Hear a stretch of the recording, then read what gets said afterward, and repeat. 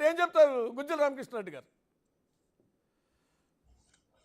ఇప్పుడు అదాని ఇష్యూ లోపల ఇప్పుడు వాళ్ళు సబ్మిట్ చేసినటువంటి ఛార్జ్ షీట్లు కూడా ఇది అదాని గారి పేరు లేదు. సరే, అదాని గారు మా భారతీయ జనతా పార్టీ గారు మాకు సంబంధం లేదు.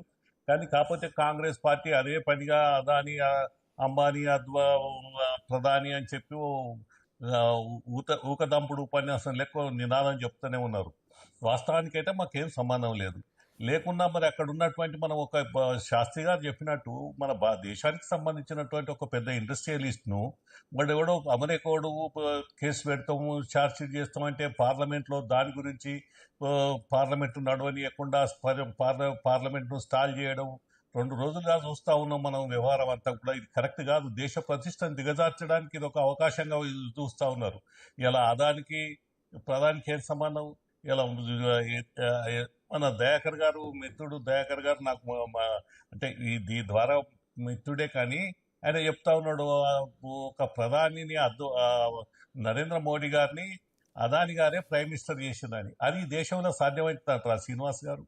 ఒక ఇండస్ట్రియలిస్టు, ఒక టాటా గాని, ఒక బిర్లా గాని, ఒక అంబానీ గాని, ఒక అదాని గాని, ఇంకా 9 ఇండస్ట్రియలిస్ట్ లెవెల్ పెద్దోళ్ళు ఉన్నారో వాళ్ళు ఒక వ్యక్తిని ప్రధాని చేయడం సాధ్యమవుతుందా? అది అప్పటి 2014 వరకు అదాని పేరే పెద్ద పబ్లిక్ ఇమేజ్ ఉన్న పేరు కాదు. కానీ ఆయన వారు మాట్లాడే పద్ధతి ఏంటంటే అదానే నరేంద్ర మోడీ గారిని ప్రధాని చేసిండు. ఇది సాధ్యమైన పని కాదని చెప్పి నేను అంటా ఉన్నా.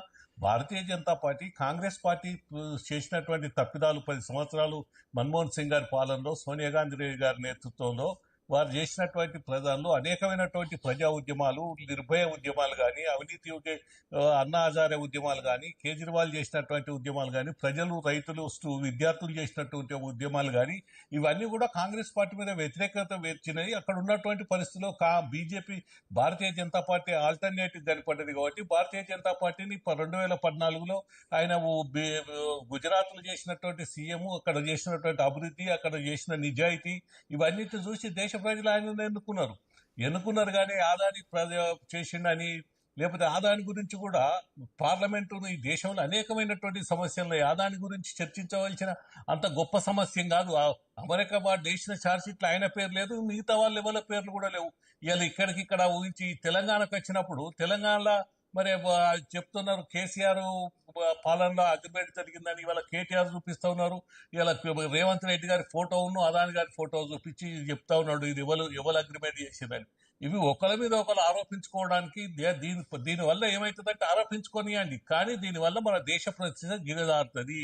ఇది సరైనటువంటిది కాదు. దేశానికి దేశ ప్రతిష్టకు భంగం కలగకుండా ఏదైనా మాట్లాడాలి తప్ప ఇప్పటికే బంగ్లాదేశ్ విషయం లోపల అక్కడ ఉన్న హిందువులు పడుతున్నటువంటి బాధలు, అక్కడున్న హిందువులు ఎదుర్కొంటున్నటువంటి సమస్యలు అనేకంగా ఉన్నాయి. బైడెన్ ఏదైతే అమెరికా సర్కార్ ఉందో అక్కడ ఉన్నటువంటి దాంట్లో హసీనా ఆయన చెప్పినట్టు వినకపోతే ఆమెను దించి ఐఎస్ఐ వాళ్ళ ద్వారా మరి అక్కడ ఉన్న హిందువులను సైన్యం హిందువుల మీద దాడులు, ఇళ్లకు పోయి దాడులు, ఆడోళ్ళ మీద దాడులు, టెంపుల్స్ మీద దాడులు, ఇవన్నీ చేస్తున్నటువంటి పరిస్థితి కూడా మనం గమనించాలి. ప్రపంచంలో ఉన్న హిందువుల యొక్క హక్కులను కాపాడవలసిన బాధ్యత కూడా హిందూ దేశమైన ఒక పెద్ద దేశం అనేది మనకు ఆ బాధ్యత ఉన్నది. ఇవన్నిటిని చూసుకొని దేశ ప్రతిష్ట దిగజార్చకుండా చూసుకోవాల్సినటువంటి అవసరం మనకు ఉన్నది. ప్రపంచంలో ఉన్నటువంటి హిందువులందరినీ కాపాడుకోవాల్సినటువంటి అవసరం మన మీద ఉన్నది. దీని గురించి అమెరికా దీని గురించి పేరు పెట్టకుండా ఆదాని పేరు పెట్టలేదు. ఆదాని ఉన్న భారతీయ జనతా పార్టీకి నాయకుడు ఆయన. మాకేమో సంబంధం? ఆయన అనేక మంది భారతదేశంలో అనేక మంది ఇండస్ట్రియలిస్ట్ ఉన్నారు, ఆయన ఇండస్ట్రియలిస్ట్ అట్లా రామకృష్ణారెడ్డి గారు. దానికి మాకేం సంబంధం? దాన్ని భారతీయ జనతా పార్టీకి అంటగట్టడం ఇదంతా కడుపు నొప్పి ఏంటంటే మహారాష్ట్ర ఎన్నికల్లో ఘోరంగా మహారాష్ట్ర ఎన్నికల్లో ప్రజలు గుర్తించకపోవడం, అమెరికా ఇంత కుట్రపూరితంగా వ్యవహరిస్తున్నప్పుడు అమెరికాతో మనం వైఖరి ఎలా ఉండాలి? విదేశాంగ విధానంలో అమెరికా పట్ల మన విధానం ఎట్లా ఉండాలి? ఎందుకంటే మన ఎదుగుదలని వారవలేకో, లేదు పొరుగు దేశాలకు ఎదుగుదలను వారవలేకో, లేదు మన ఆర్థిక వ్యవస్థను దెబ్బతీయాలనో అమెరికా కుట్రపూరితంగా వ్యవహరిస్తుంటే ఆ దేశం పట్ల మన విధానం ఎట్లా ఉండాలి అనే దగ్గర ఒక ప్రశ్న వస్తుంది. కానీ మైత్రిగా ఉన్నాం, మిత్రులుగా ఉన్నాం. మనం అమెరికా కొత్తగా అధ్యక్షుడుకి మన దేశ ప్రధానికి మంచి సంబంధాలు ఉన్నాయి. ఇట్లాంటి పైగా ఇప్పుడు భారతదేశానికి చైనాని ఆయన దెబ్బతీసేటువంటి ఒక ప్లాన్ రేపు అధికారంలో రాగానే వాళ్ళు చూపిస్తా వాళ్ళని అని చెప్పి ఒక ప్రకటన ఇవాళ వచ్చింది. బహుశా శాస్త్రి గారు నాకైనా పెద్ద అనలిస్ట్ కాబట్టి వారికి ఎక్కువ తెలుస్తుంది ఎకనమీ. అంటే దాని ద్వారా అమెరికా తీసుకోబోయే నిర్ణయాలు భారతదేశానికి మేలు చేస్తాయనేటువంటిది ఇవాళ పత్రికల్లో చదివా నేను. రేపు చైనాని దెబ్బతీస్తారు, చైనాని దెబ్బతీస్తే ఆమె భారతదేశానికి లాభం జరగబోతుంది అనేటువంటి నిర్ణయాలు తీసుకుంటున్నారని వచ్చింది. మీరేమో అమెరికా కుట్రపూరితంగా మనకి నష్టం చేస్తుందని మీరు అంటున్నారు.